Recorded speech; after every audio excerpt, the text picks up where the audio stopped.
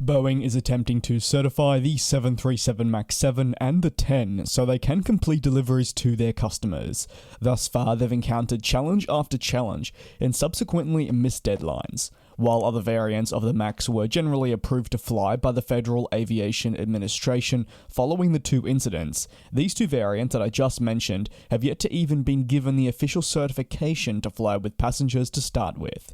Now Boeing is scrambling to meet deadlines and get these planes off their hands and into the arms of customers worldwide, who are naturally eagerly awaiting the capabilities of the types, especially what the MAX 10 will offer them.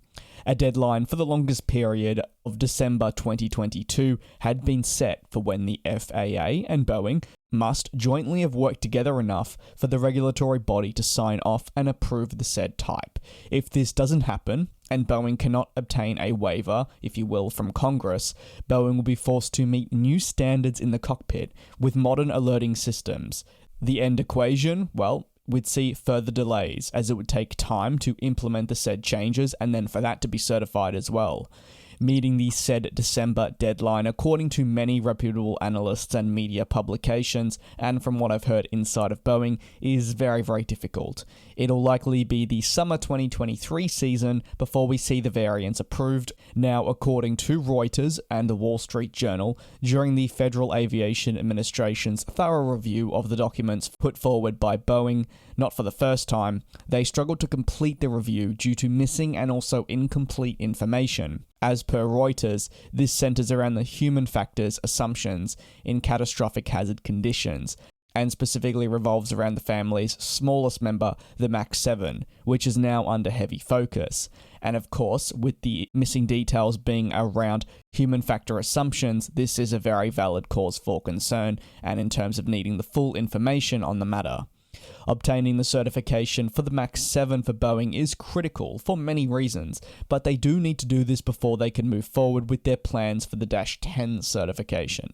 It puts the American aircraft manufacturer in quite a situation where yes, safety is of course a priority. The company is taking every measure possible to ensure that this is the focus. The last thing they want to do is be slipping up, but the consistent incomplete documents or key missing information is resulting in further delays to the processes being ticked off, so progression cannot be made to certify the types, which is frustrating for, I believe, all parties. Of course, the FAA want to approve the aircraft, and so do Boeing. They want these planes delivered. It's costing them money with delays and much more. Of course, if Boeing does not meet the certification deadline, they could be forced to alter the cockpit and systems for pilots. Boeing, of course, would like to do everything possible to avoid this, and this is why they're actively seeking an extension. However, where the opposing argument comes in is from pilot unions and many pilots who have come out in recent weeks opposing the stance of Boeing, claiming that this would be ludicrous, and that actually implementing a new alerting system would be another very important step in the lengthy rebuild of Boeing's reputation industry-wide.